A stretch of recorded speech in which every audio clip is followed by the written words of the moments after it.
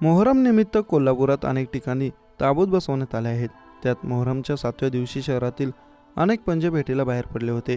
तर शहरातील काही महत्त्वाचे पंजे कित्येक वर्षांनी भेटीसाठी बाहेर पडल्याने भर पावसात उत्साही मिरवणूक काढण्यात आल्या होत्या. या मिरवणुका पाहण्यासाठी पावसात देखील भाविकांनी गर्दी केली. पारंपरिक ढोल ताशांच्या तालावर थिरकणारी तरुणाई, नेत्रदीपक, लाईट्स, इफेक्ट्स, उदाचा दरवळ, त्यातच धो कोसळणाऱ्या पावसात शहरात मोहरमच्या 7व्या दिवशी अनेक पंजांची भेटीचा सोहळा पार पडला. यामध्ये वर्षानुवर्षांची परंपरा असलेली काही पंजे भेटीसाठी यंदा बाहेर पडले होते. शिवाजी पेठेतील खंडोबा तालीम मंडळाचे पंजे तब्बल 23 वर्षांनी, तर नंगीवाली तालीम मंडळाचा पंजा 15 वर्षांनी भेटीला बाहेर पडला होता.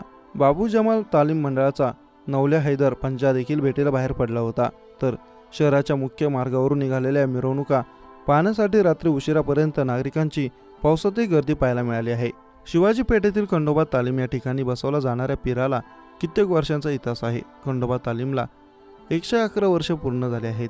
या तालमीत बसवला जाणारे जमाल साहेब, हुसेन साहेब हे पंजे तब्बल 23 वर्षांनी इतर पंजांच्या भेटीसाठी बाहेर पडले होते.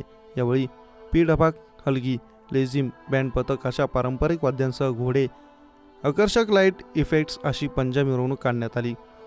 परंपरेप्रमाणे पंजाने बाबू जमाल दर्गा, बाराईमाम दर्गा, वाळव्याची स्वारी, घोडणपीर दर्गा, नंगीवाली दर्गा या ठिकाणच्या पंजांना भेट दिल्याचे जाणकार बाळासाहेब चांदसाहेब शिकलकर यांनी सांगितले.